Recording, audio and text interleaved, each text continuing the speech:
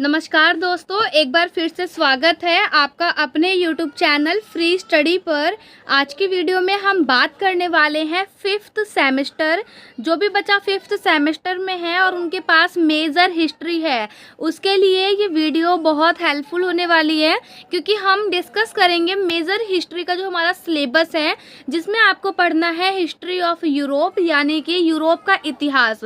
वो भी जो आपको यूरोप का इतिहास पढ़ना है वो आपको पढ़ना है 70-89 से 80-70 तक का, यानी यूरोप में क्या क्या घटनाएं हुई 70-89 से लेकर के 1870 तक, वो आपको इसमें पढ़ना है।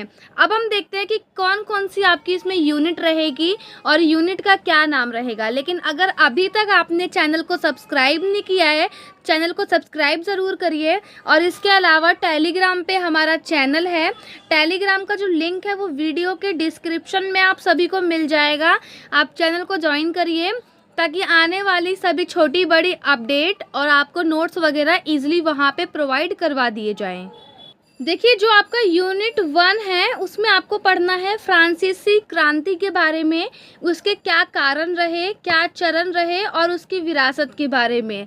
इसी में आपका पार्ट 2 जो बनेगा वो बनेगा आपका नेपोलियन के सुधार, यानी नेपोलियन द्वारा जो भी सुधार किए गए वो और उसके प्रभाव, उनके क्या क्या प्रभाव पड़े। साथ ही इसके अंदर आपको सत्तावादी राज्य के बारे में पढ़ना है और साथ ही में प्रथम फ्रांसीसी साम्राज्य में राष्ट्रवाद की कैसे हलचल हुई वो।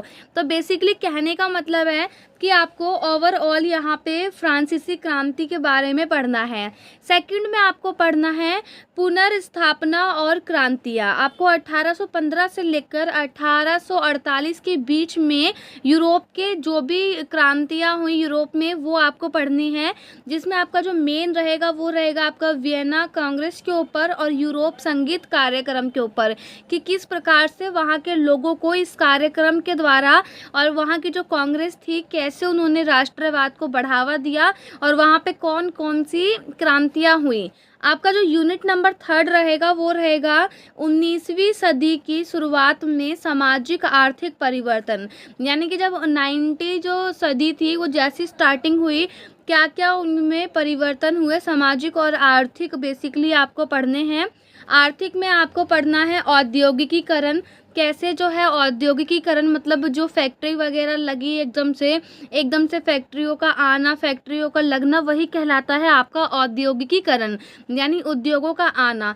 कैसे एकदम से उद्योग आए, उसके पैटर्न, काम की बदलती प्रकृति के बारे में, साथ ही समाज में क्या क्या परिवर्तन हुए इससे, और औद्योगिक शहर में जो जीवन था लोगों का वो कैसा था।